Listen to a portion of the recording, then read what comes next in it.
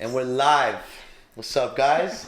Long time no see, right? We took like a 2-week break. Hiatus. And today we're unofficially sponsored by Hennessy. Never stop, never settle. Shout out my producers, Vic, Camilo. And today we are with a special guest, Ree. How you doing today? Hey. We actually recorded one time for the iLujion show. And I was just telling her my futon. My futon. Hey, I got shit for that, but we did that, and I was just telling, Ree was telling me how everything's just changed because we were literally recording with two mics, the laptop, and that was it. And now we're here, the whole fucking production set. But yeah, it's been a while, and with COVID, it feels even longer, right? But we're actually coming back. And you were just telling me also about how you had your, we were talking about types of liquor and stuff, right? Mm-hmm. We were talking about how one of my friends, like, they did an old fashioned, all that shit, whatever. But you did say that you were certified. You are a certified, what do they call that? Bartender, mixologist. Bartender? Yeah, no, mixologist is different. Mixologist is like someone who like professionally mixes shit. Like, it's a whole different course. But isn't that the same thing as a bartender? A bartender mixes bartender stuff mixes and stuff, but you can't. It's not. It's like, sure, you can be a bartender and then have like a certification as a mixologist, meaning that you took like another course to perfect mixing. Like, yeah. Yeah. But I mean, you still do those like crazy. Exactly. That's what mixologists do. Oh, that's what they do. Yeah. But then you. I mean, sure, a bartender can learn that. Yeah. If they wanted to. You were saying that you went to the bar and you actually were trying certain drinks, right? Yeah. So I got my bartending license last year in February, and it was fun. I like doing it. The classes are fun. And you meet cool people. How does one enroll in one of those? Online. Oh, really? You just searched it up? Yeah, no, I just... Where were you going? It was called Famous Bartending in Newark. And I went there, and I think it was like 3-4 weeks. I went on the weekends. It was fun. And then, like, you get your bartending license, and they actually help you, like, find a job if you need it. Like, they'll help you build your resume and all that stuff. So it came in clutch, and then I actually got a job within like a week. So I was working at like a restaurant, and then COVID. Yeah. And that was it. So it's like, I had never bartended before that. I did it because, like, I'm a college student, like, I need extra money. And I was like, let me do this. Like, I feel like I have the personality for it, and it'll be fun, right? And like another card to add to my stack. If anything, I feel like you would be able to stack in some good tips. Yeah. So I wanted to do it, and then I was there like 2 weekends, and I was doing it, and I didn't plan on staying there because I didn't like the people already. So that already told me. Of the staff, okay. Yeah, like the staff. I didn't like them. So I was just like, you know what? I'm going to stay here for a while until I get some more experience. And so that way I can have like something on my resume that says, okay, like, yeah, she worked at a bar, right? And then I went to Puerto Rico for vacation, and literally while I was in Puerto Rico, COVID got really bad, and that's like when the lockdown happened. That was your last trip? Yeah. Right? Yeah, I mean, just recently I took a road trip, but that was my last time on a plane. Damn.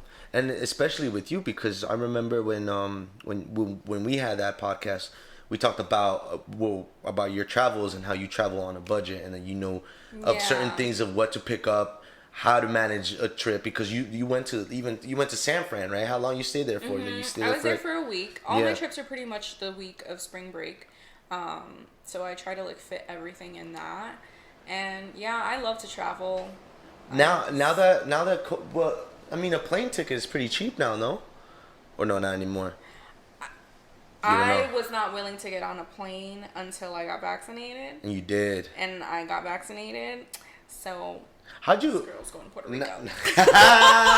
Back at it again. Back at it again. Part 2. You said the vaccination. This is wild though. Like you never had like anything of like, damn, this might be something that, because some people are iffy about it. I was too, but now I feel like it's something that is a necessity, especially if we care about the people we like, be around with. Yeah, like listen, I get it, and like especially.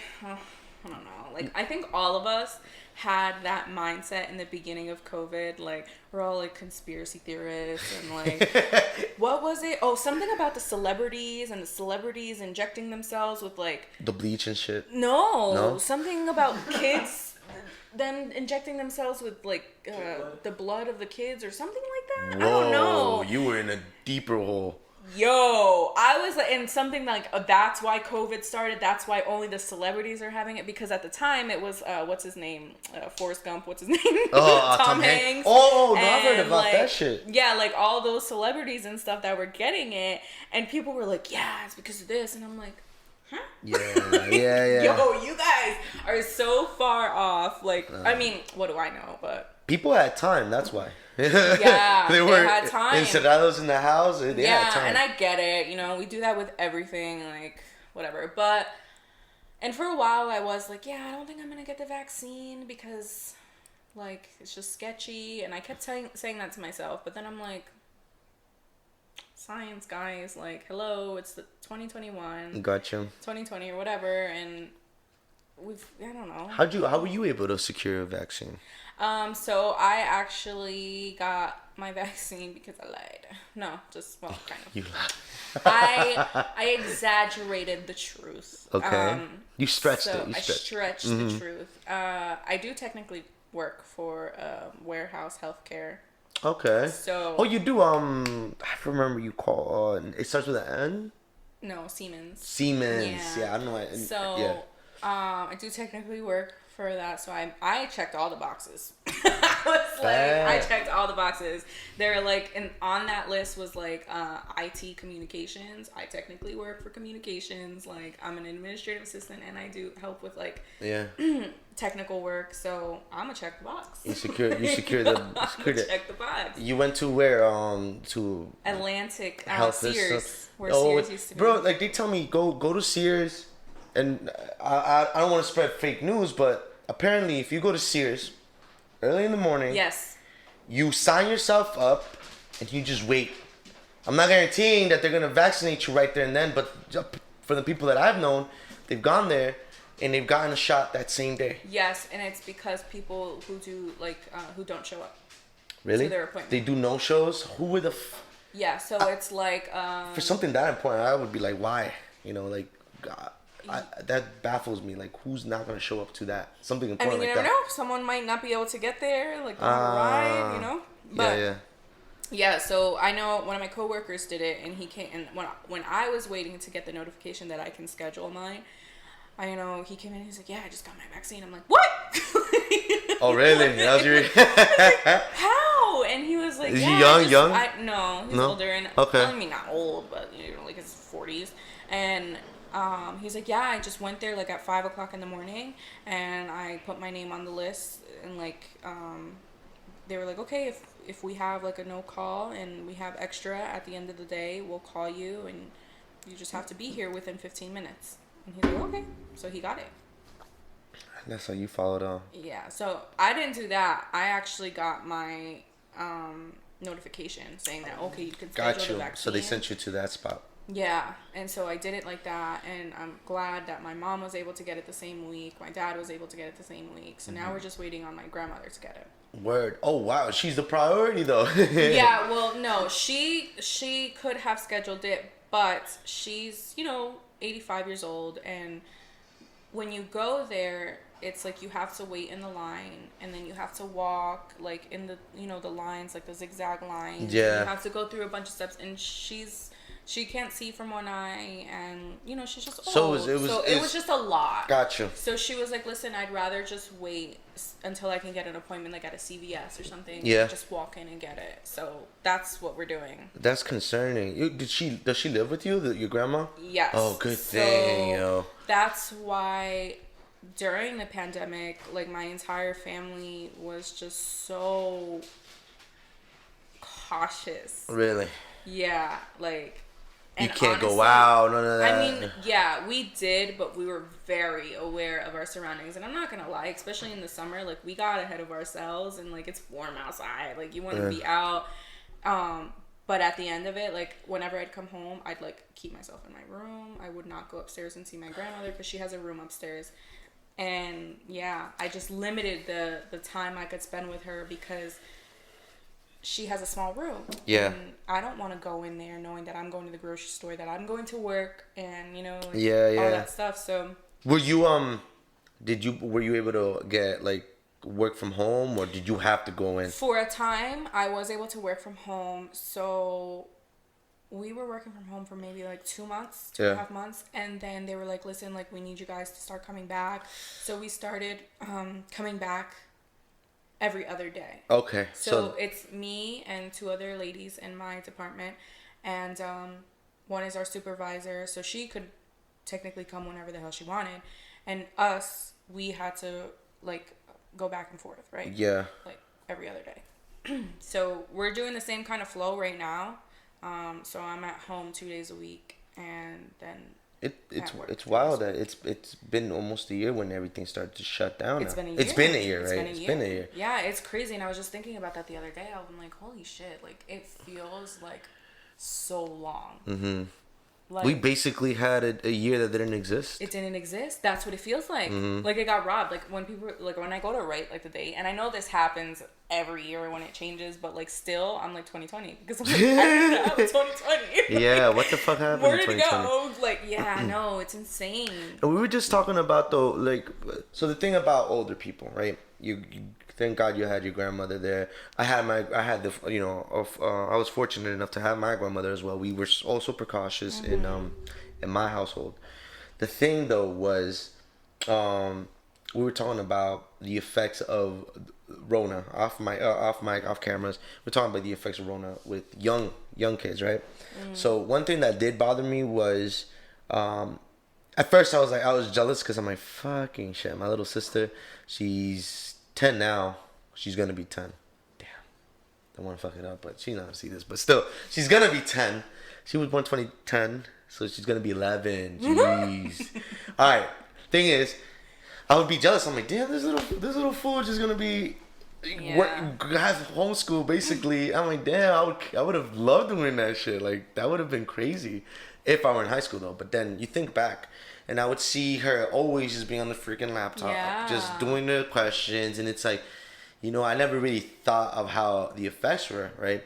But then again, it was that thing of just socializing with her, going outside in the backyard and just, playing around with her or whatever. But then you brought up a very good example about the effects on it, because that's from a 10-year-old, right? We're talking about your niece, your baby. Yeah, and she was basically raised 1 year on the pandemic, right. And you were talking about how she's still fragile to, like, I guess, socializing, right? Yes. So we never really think about these little kids how they go through their day. You don't think about it. And honestly, I'm sorry, I didn't mean to. No, go ahead. In the beginning, I wasn't totally thinking about it either. Like, I did, like, that social work mindset, because I'm a social work student.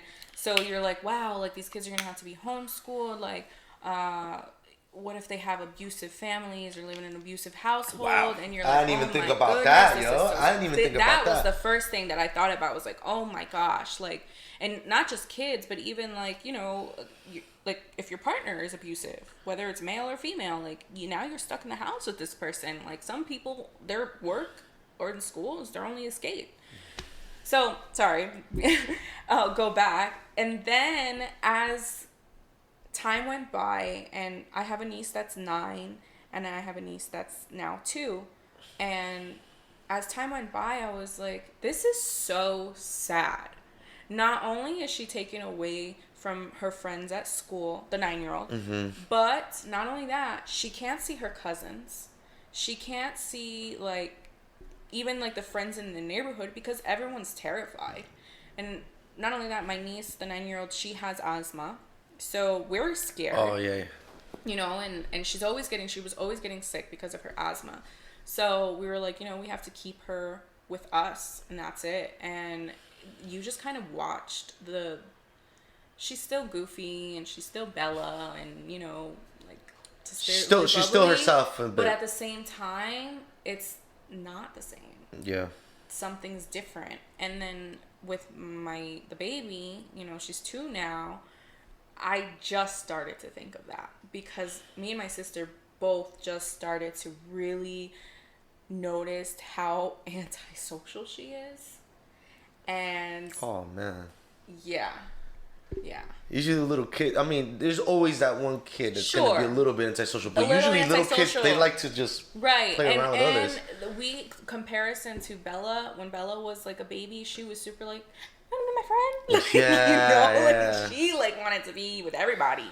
And Arya is the complete opposite. Like, she only wants to be with people that she knows. It takes her a long time to get comfortable with new people. And when you think about it, COVID for her came at a time, like such an important time in her like development stage. I mean, even for Bella, but as a baby, like in your developing, you're supposed to be socializing. You're supposed to be like seeing different kinds of people and hearing different languages and stuff, so that you grasp be in the outside world. You're a sponge, you know, at that age. And let me tell you, the little girl's smart as hell. Yeah, she's something. But when it comes to people, it's like she gets nervous, and it's sad. Yeah. Because me and my sister, like, none of us are like that. Like, I'm so outgoing. I would talk to a damn squirrel. Like, and my sister, I'm not joking. I had a squirrel. Not kidding. Even when you talk to your cats, though, right? Oh, I love them. Jeez. Yeah. So I talk to my plants. Like, I just talk, but. Yeah, no. So it's interesting to see the change and like how the world is just like. It robs it robbed us of a year, right? Those are the things we were talking about, the domestic abuse. Also, they rose up too, right? And it's sad because, you know, you would laugh a little. Well, I'm a fucking asshole.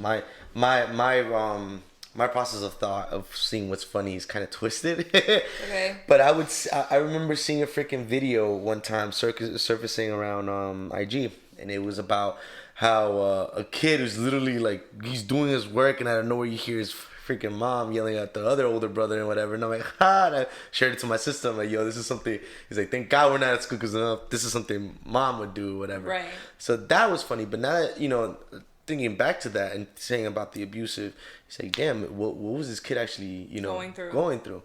Now, one thing I want to touch on, because I think your choice of a career now, it suits you. I remember when we were going to class together back when you were in CCM, back when you were a peasant like me. You talked about doing your major in business, right? Yeah. What happened there? Like, you just like, you know what? Let me switch around, because that's hard. That's hard to do now. There's a lot of young people who they still don't know what the hell to do. No, and that's okay. Yeah, that's okay to not know what you want to do. And it's a story. Go ahead. We got time. It's a deep story. Oh shit. So no, but I mean, I've shared it already. Okay. And, you know, it's out there. But so, like, growing up, like in high school and stuff, I went to Escucha. I don't know if you guys. Shout out Escucha. I used to go to Escucha too. Never. He never did.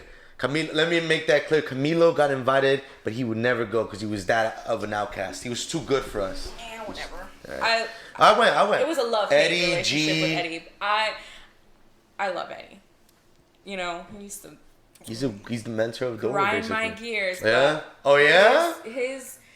His heart is so pure, and he just honestly, if it wasn't for Eddie, I don't think I would have come as far as I have as soon as I did. Wow. Yeah, no, because he like planted seeds in my head and they stuck. It took them a while to grow, but they stuck. Yeah. And they started to grow.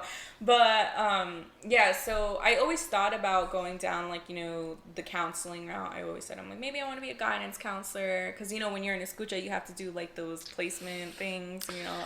And so yeah, presentations to show. Yes, yeah. like, who do I want to be? What suits me when I grow up? Anyways, so, and that's what I would get. I would get like psychology major and stuff like that. And I was like, yeah, that's what I want to do. But then, you know, life happens, shit happens. I wasn't motivated in high school, and I didn't really take anything seriously. And so once I graduated high school, I took a year off, or like a year and a half, and then I started going to CCM. Had no fucking idea what I wanted to do. Really? So you didn't you were undecided when you went in? Totally undecided. I just missed school. I missed learning. Yeah. Like our brains need to constantly be fed something. Oh. And I was at the point where I was getting like super depressed about it. And at that time, like, you know, everybody was going into like their junior year, and me, I'm just here working a full-time job with really Bro, you're hitting on the nail right here with me too. No ambition, no, like, you know, I just felt like I didn't really have much of a future. Yeah. So I was like, I want to go back to school. And maybe once I step into the school, I'll hear something that interests me, or, you know, I'm like, so fuck it, I'm going to do it. Enrolled, started going to school, went as a liberal arts major, and then I started working at my job now. And I was like, you know, everyone would tell me, you know, there's so much room to grow with this company. Because it's a very established company, the one you work for. Yeah, it is. So I was like, yeah, like, maybe this is it, you know? And so I was like, I'm going to go for business. You know, maybe I can get into HR. That's what I was going to do. Holy shit. I wanted to get into HR. And then I was going for business. I fucking hated it. Oh my God, I hated it. Yeah. And then I'm working at this job longer, and I'm just watching everybody, like, walk in the office, like, I hate my life. I'm like, I don't want to be that. I don't want to do that. Like, yo, office environment is... It's fucking dragging. Oh my God. It's exhausting. Like, you feel like you're in high school. Oh God. And I was just like, I don't want this. Like, I know every job is going to have its shit, you know? But I want to do something that I'm passionate about. Something that, like, sets my soul on fire. And Ooh, I like that. Sets your soul on fire.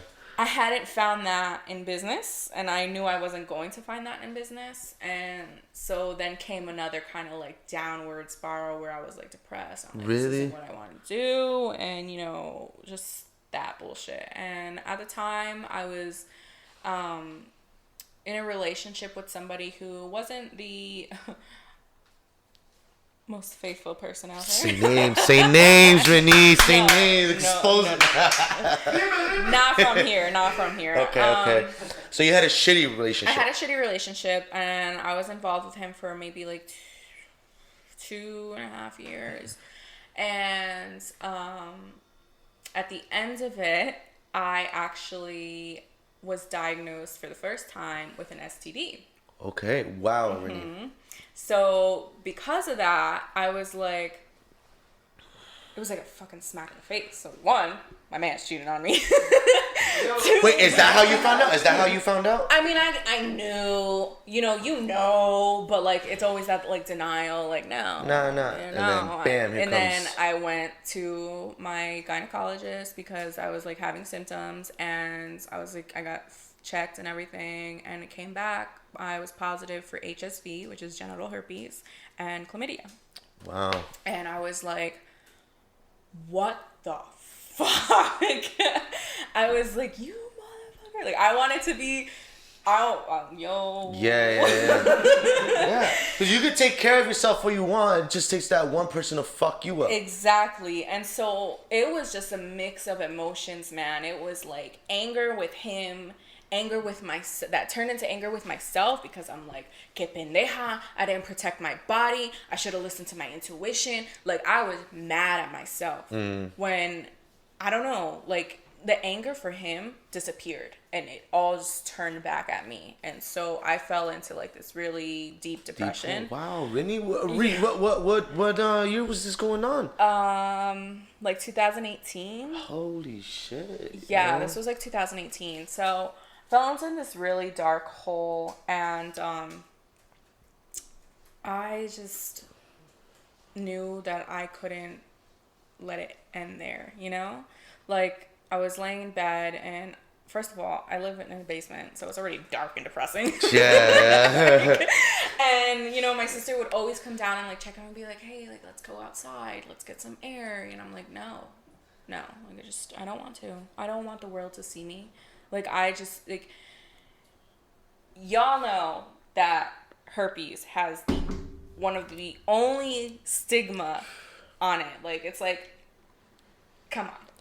Herpes is the butt of all STDs. Yeah, well, let's be real. Just the other day I was talking to my sister about that shit. I was like, yo, you get that shit? It's like you start breaking out. She goes, the fuck, bro? Where'd you see that? I'm like, I thought that's what it was. Like, when you get that. Yes and no. But so, yeah, I just really fell into this dark place. And then I don't know what happened. One day I was just like, no.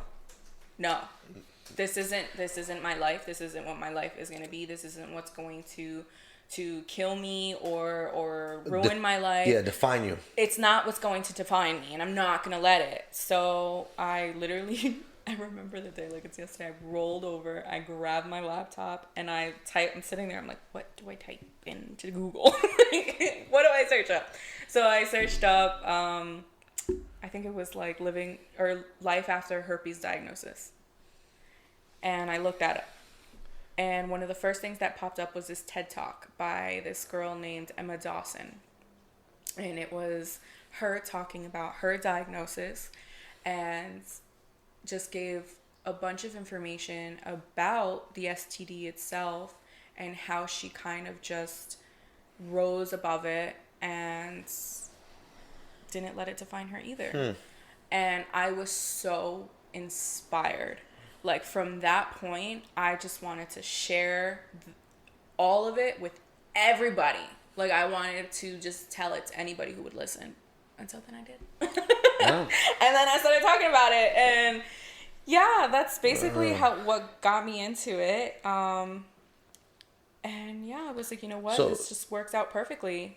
You switched majors. You're like, I'm going to be a social worker because I want to help others. Right. So you want to be a service to other people. I want to be a service to other people. I want to educate other people. I want to empower other people, inspire other people. And that's also where, pure romance comes in. So I started doing pure romance first before I decided to openly come out and say, hey, my name's Reanna. I have herpes. Yeah. I decided, I'm like, you know what? Let me get myself into this area comfortably at my own pace. And so I did.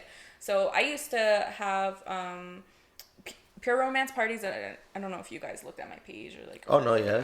I see your stuff. So basically, it's a company that just kind of enhances like intimacy, relationship, education on like all things sexual wellness and all that stuff. And basically, we have parties for women. And we go to their house, and I bring like a table of like all my toys and my enhancement products, all the fun stuff. And then we go and we just have a good time. And I talk to them about the products, but not only do I talk to them about the products, I talk to them about sexual education and sexual wellness. And that's very important because some of these, some of us, I would say, because I still fall in some of these things because I could be ignorant in some stuff, right?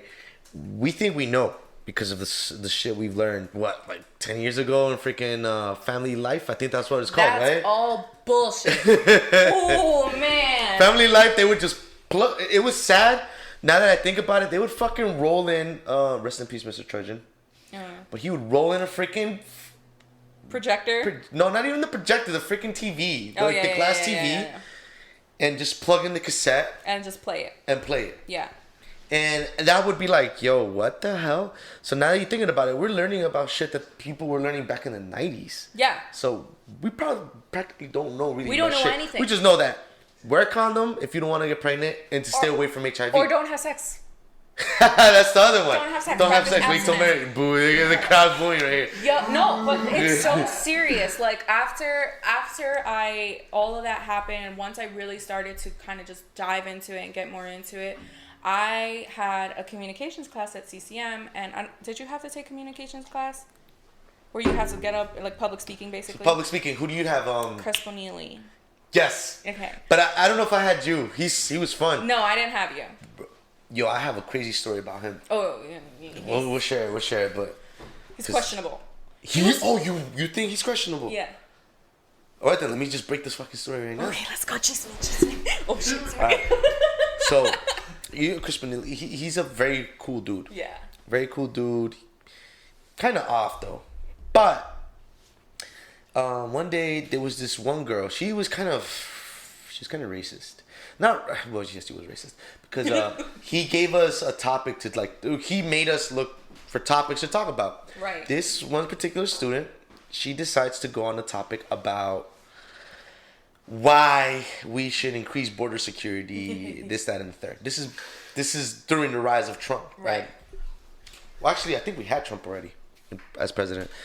And she goes off and, not gonna lie, she did. If I were the teacher, I would have given her A. Because she did follow the procedures of research. But, him being him was like, nah. He's like, because he was very open-minded, liberal. So he's like, no, this is not a political thing. We weren't trying to go political. We were trying to go something, more in the terms of educating. Right. And she goes, but I am educating. I'm educating everybody in here, whatever. Thing is, she falls out with him, but then she comes back. There's a freaking picture being circulating about one of the other students in the class. She stopped showing up. I know what you're going to say. She stopped showing up, and it's a picture of him. It's crazy that I got it. It got texted to me by some other students because there was some girls that Juliana, shout out to you, Julo. She knows who. She hits me up with the freaking a picture, and I'm like, yo, this is the picture they're talking about. He's like, yeah, yo, shut the fuck up, because the teacher was right there. And I'm like, oh, and it's basically him on a fucking gaming chair. It's basically him on a gaming chair like this, with his headset, and just he looked weird. And I'm like, I heard about this. Yo, he sent that to one of the students that she wasn't there anymore. Yep. So the Trump student, I'm just referring to the Trump student. The Trump student, because of that shit that happened, she ends up doing some shit to connect with the other girl. They report him. What happens, yo? He doesn't come in to class. And then they start calling certain girls into, aside to ask him questions. The dude shows up to the next class, and he looks freaking disturbed, but he's not fooling around. Yeah. He's a little bit more serious. And the rumor was that he was sending inappropriate pictures to students. He was saying inappropriate things to this particular student. Yeah. So I'm there like, holy shit, this guy. At the end of the day, I think most of the girls stood by him. The girls in my class, they stood by him.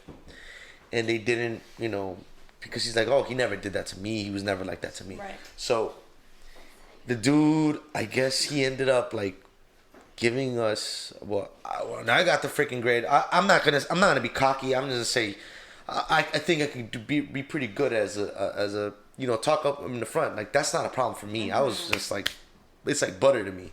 But to the people that were struggling, they ended up passing the freaking class when I was like, oh, what? You failed your other assignments, but they passed it. And it was people that, stood up for him. So now, going back to, this conspiracy, right? I'm just saying, it smells fishy. He is kind of off. Yeah.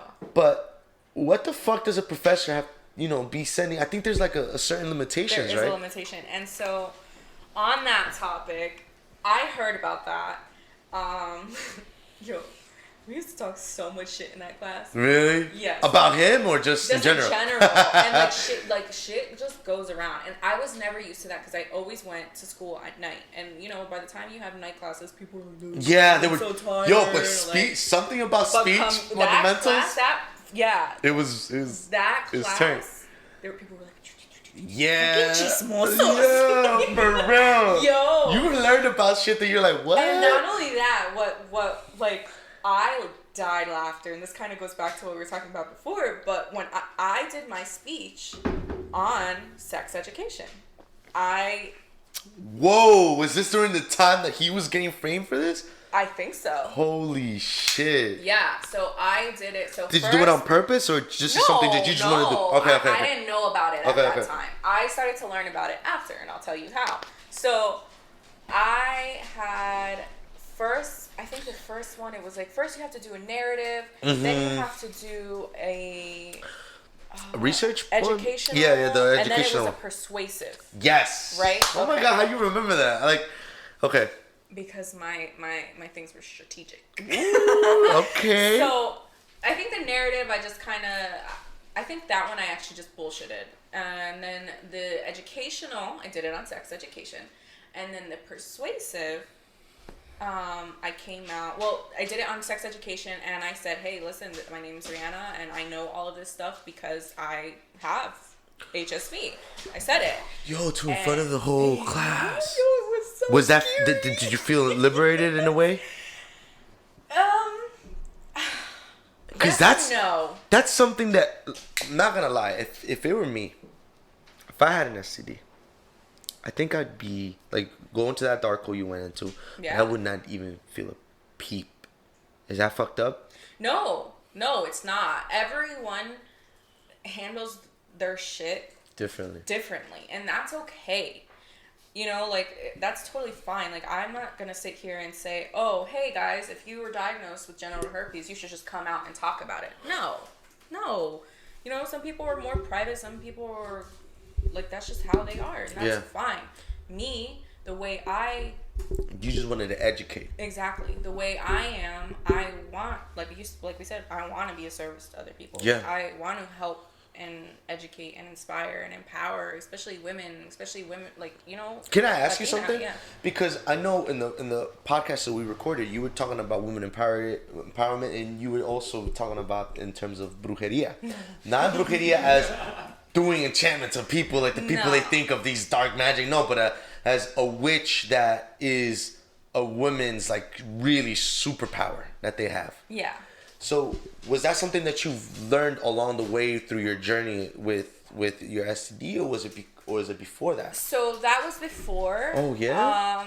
Well, I mean, I'm not constantly learning, right? We're all constantly evolving and constantly learning new things. We're never the same person as we were. No, and so that comes from a place, like family.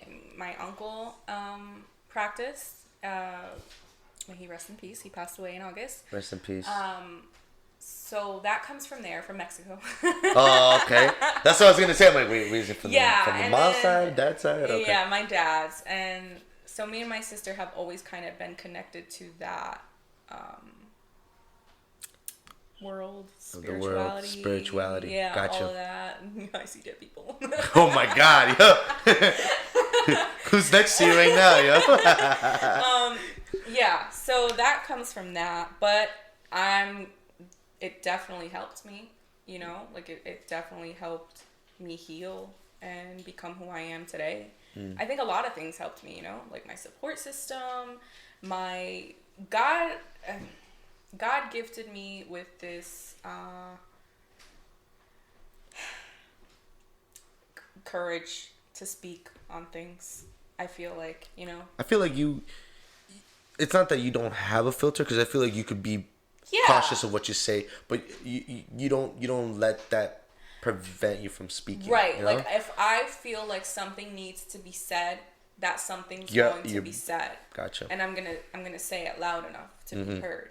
So God gifted me with that, because not everybody has that, and that's okay. Everybody's different, but that was given to me for this purpose, right? Like, I am a strong believer in that everything happens for a reason, and that belief became 10 million times stronger when I was diagnosed. Because had I not been diagnosed, first of all, I probably would have been in that same really shitty relationship for longer, not forever, but for longer. I wouldn't have learned the things that I did. I wouldn't have changed my lifestyle. I wouldn't have maybe changed my major when I did and be where I am right now. Like, right now, I'm my junior year at Rutgers. I'm going for my master's in social work. Like, maybe I wouldn't be here right now. I wouldn't say I wouldn't be here at all because I feel like I was destined for this anyways. Mm-hmm. But that was like God telling me, come on, sis, let's go. I'm going to do this to you, but I'm only doing this to you because I know you can handle it because you're a fucking chingona. Hey, I love that. You know, so I believe in that. And you know, here we are. So, yeah, I mean, my voice, it was scary to talk about it. It was. And, you know, we're all always worried about what people are going to think of us, especially with something like that. Yeah. And I'm not going to lie. How's the fam? So supportive. Very supportive? Very supportive. Good. You know, because Mexicans. He doesn't fully understand it. Really? No. But you think you would, if you understood it a little bit more? He knows where it came from. He knows like what it is. What it is. Well, not totally because I bet you don't know what it is. Like maybe I shouldn't. No, you're right. You're right. But I didn't know. I didn't know the extent of it. Mm-hmm. I did not know the extent of it, nor did I know the extent of any many other STDs, and that is so fucked up. Yeah. Because hello, we're humans. We're gonna have sex. Yeah. Why aren't you teaching us this? And especially, why aren't you teaching us this as kids? Oh man, it really grinds my gears. So that's why I talk about it. But yeah, no, my dad, he was the last one that I told. Ooh. And he was really upset that he was the last one. And I remember when I told him. That was definitely strategic though, right? No. That had to be. No, it wasn't. What was it then? We were driving in the car and we were going to the mall and I was just like, whoa! Jeez! What a time, but... Yeah, because I don't know, I was just like, yo, if I keep thinking about this, it's never gonna happen. I'm just gonna keep pushing it off. So, it just popped in my head. I'm gonna do it right now, because that's how me and my dad bond. We go shopping together. Oh, it's cool. So I was like, what better time to do it? We're bonding anyways. Yeah. So I was just like, so bye. You know how because another topic. Damn, yo, my ADHD is going off the walls right now. We're just going jumping from topic to topic. I am so sorry. But another topic we can talk about is mental health in the Latino community or Latinx community, and let's do it. Not just Latinx community, but also people of color in general. Let's do it. So that was something that he didn't understand, right? As a Mexican father, as a Mexican That's man, why I said Mexicans, yeah. Mental health is just when I told my dad that I was going to therapy, he went, "What are you, crazy?" And I'm just like, wow. Maybe just a little. Wow. So, and I would tease him back because I understood that that's not something you learn, in his culture. time, in that culture. And so I didn't get upset with him about it. If anything, I opened the door to start talking to him about it. But I would tease him too. I'd be like, "Yeah, you make me crazy. That's why I'm going." That's why I'm going to. You make me crazy, which he does. But I love him. So he seems such a fun dude. He's fun. From the stuff that you just showed about my dad's him. Fun. He seems like a real cool dude. All right. Yeah, he's a little psycho, but he's fun. He's fun. I love him. What part of Mexico is he from? Puebla. Yo, let's go. What part of Puebla? Oh, we're Atlixco. I don't know. Yeah. Sorry. I'm not that Mexican. No, I'm not that Mexican. Chapla though. Oh, okay. Chow City. Yo, Chavo, I see you. They're kind of close to us. They're Atlixco exit. I bet you if I sit down with him and start going down family trees, we probably find a mix right there. We're probably 10th cousins or something. Okay. But yeah, so that whole thing when I was really depressed and I didn't want to come out of my room, he just saw me as lazy. Wow. You're being lazy. That's cool. Why are you being lazy? It's I fell into depression, right? Mm-hmm. My mom, straight up Mexican. She saw me as a bum. Right. And I couldn't explain it to her. So what did I do to fight off this depression or whatever? I started to smoke even more weed. Not that saying that weed was introduced to me because I got no, I started smoking weed already. But I really became a pothead heavy every fucking, to be honest, before work, this is before JA, Justin Alexander. This is before JA. This is my first warehouse job. And morning, my first break, lunch, my second break, then my ride back home, then at nighttime, then wake up like at 2 in the morning and then smoke again. Yeah. Like, because I just couldn't deal with these thoughts and these feelings. So my mom started to say, "Hi, this is un marihuanero, a pothead, this, that." And then one time I tried to like explain to her, like, "Yo, I'm going through something. I just don't know what it is. I can't explain it. But I feel very upset. I feel down." Like, yeah. And I started to cry, yo. And I'm like, I tried to hug her. An incident, I tried to hug her. And this woman freaking pushed me off. She, ¿qué te traes? ¿Qué te pasa? ¿Estás loco? ¿Qué?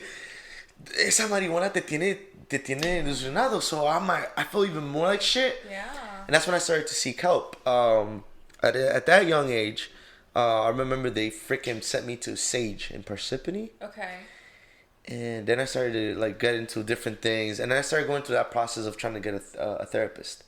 I finally got a therapist, but I would always fight against it because, again, the Mexican side of me is like, I don't need fucking help from these people. Yeah. They don't know who the fuck I am.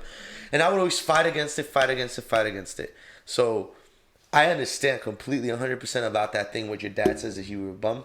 My mom thought the same shit about me. Yeah. And it took time, yo, but Yeah. It takes time. the Latinx culture, especially, I feel like, the Central Americans, they're very fucking hard. I'm talking about my Hondureños, my Salvadoreños. They have this fucking personality of just like strong characters. Yeah. Yeah. Like, we have to be strong. Exactly. Yes. And then especially when you put that in like in a male, it's like forget about it. Yeah. It's like I have some people saying you just put the belt on the table and they don't know what's up. Yeah. But I mean, he's coming around. He's still learning. That's great though. He at least knows that something's not right with the way he sees it. Right. And the thing that I can appreciate about my dad too is that like he asks like, what is it that you're going to school for? So what are you going to do? What do you want to do? And when I explain that to him, what a social worker is and why I want to be a social worker and what path I want to go down, then he starts really understanding like, okay, there's a such thing as depression. There's a such thing as anxiety. Like, she's not making these things up. Like, Yeah. Because I feel like when you tell them, like, hey, a career can be made out of this, they're like, oh, then it's real. Like, I can get money out of this. I'm like, that's so fucked up. But it's fucked up. It is fucked up. That's how he started to understand it. And that's how he started to, like... Because you started to study for that. Yeah. She's not just making this up. Right. Gotcha. So, yeah, that's how I told my dad. Probably to go shopping. And he was like... The fucking gutsy on your part. Yeah, I'll tell you that. I'm a ballsy bitch. You definitely are. You definitely are. No, but he was upset that I didn't tell him sooner. Okay. I thought he was upset at the part that you got it. No. He was upset that you didn't go to him. He was upset that he knew something was going on. And when he would ask my mom would say, just wait until she's ready to talk to you. Just wait until she's ready to talk to you. And so he was getting very frustrated with that. So she knew. Who was the first one? Was she? Or your mom? My sister was actually the first one to know. And then my mom, I told my mom. And yeah, like my cousins and stuff knew before my dad. Now I can see why your old man was kind of upset. Yeah, he was upset. But as a daughter, going to your Mexican father... yeah. Father in general, right? Basically saying, 1, I'm having sex. Mm-hmm. 2, I got an STD. Yeah. That's double whammy right there. Yeah. So, like...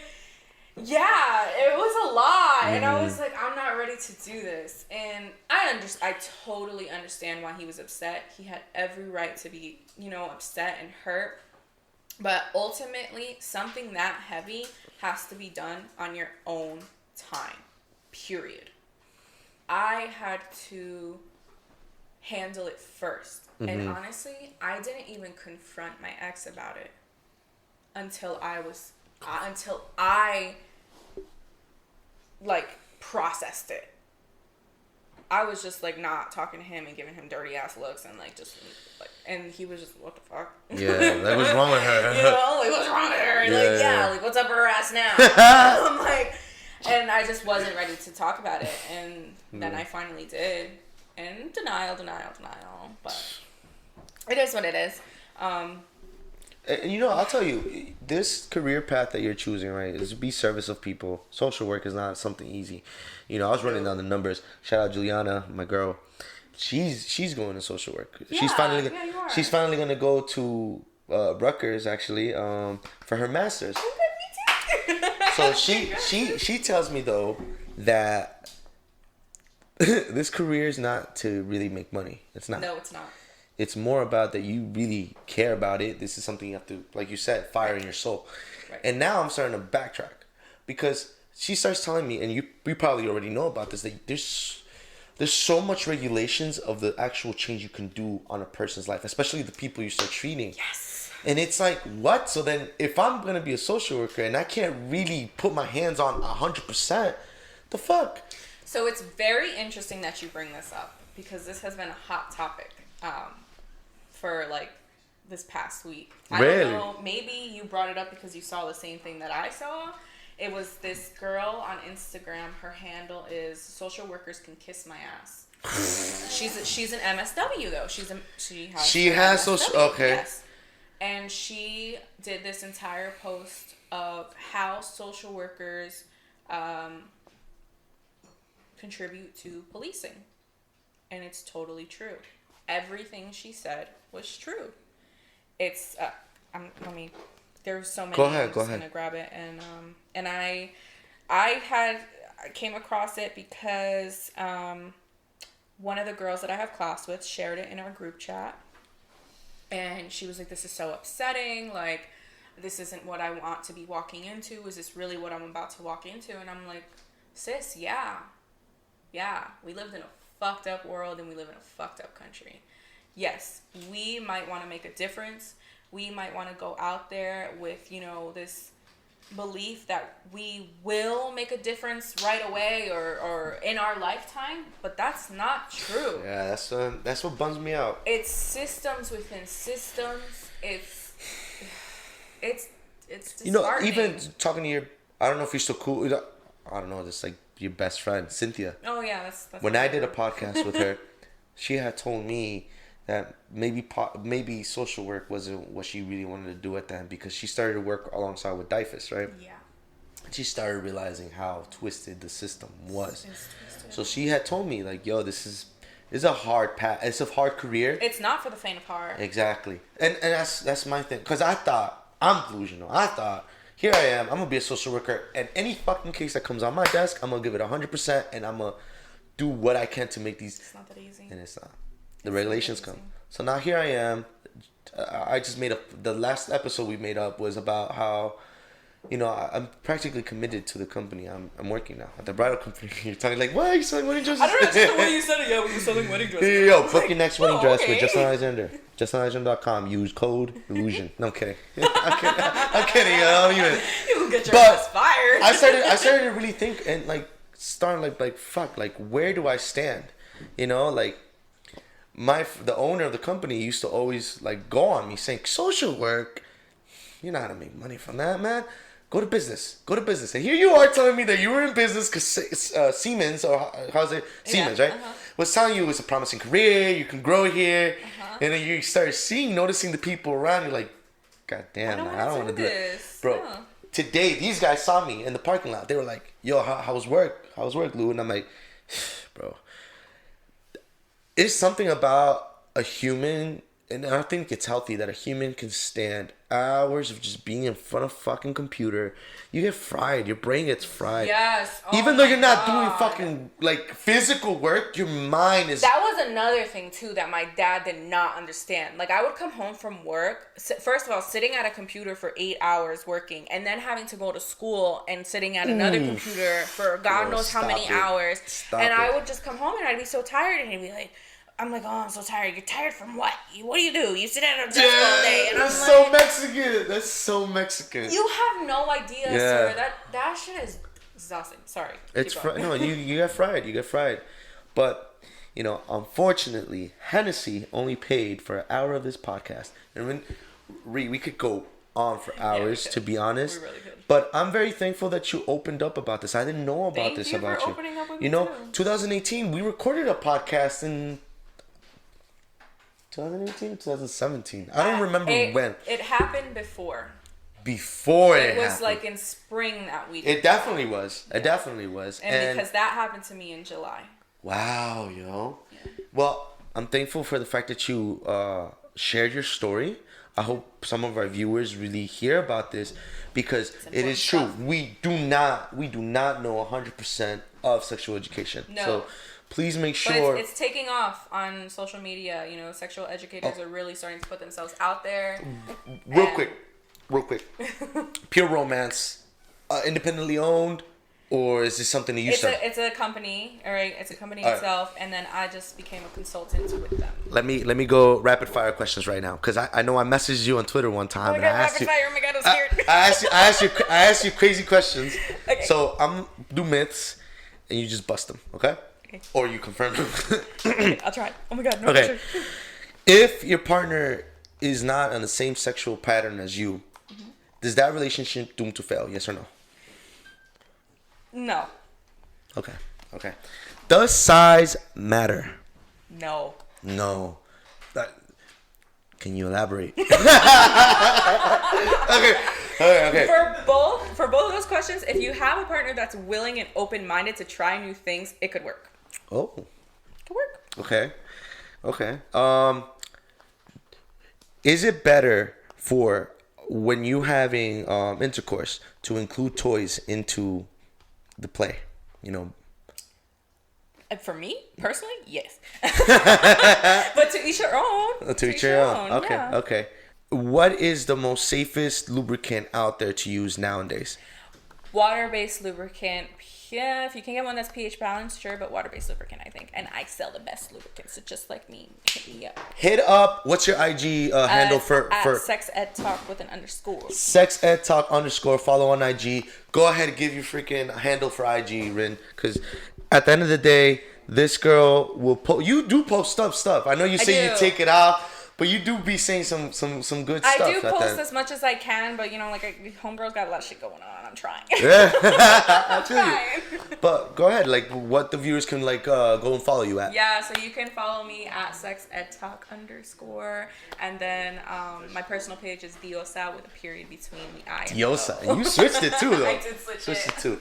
So you can follow me there for all your sexual wellness, sexual education, and sexual enhancement products. I'm your girl. Yes. Book a party with me too, because I'm vaccinated, so I can have parties. Oh, true. Oh, that party stuff. Yeah. Yo, we could keep going on, like I said, but Hennessy's cheap as fuck. Just kidding. They don't really sponsor us. But all right. Thank you, Ree, for being on the podcast. I appreciate you. I fuck with you. You're a resident of the podcast, so whenever you want to come, you say, yo, Lou, I got something to talk about. You hit me up. We got you. Thanks. Thank you guys again. Shout out my producers, Milo and Vic. Thank you guys. Oh, and I'd be remiss if I didn't announce the new member of Run That Podcast. Dre, you're still available here, man. Your seat's always empty. But we have Juliana Vasquez, the Vasquez, joining us now. And she is head of what? Milo, give me the title. Come on. Victor, no, head of security. Head of security?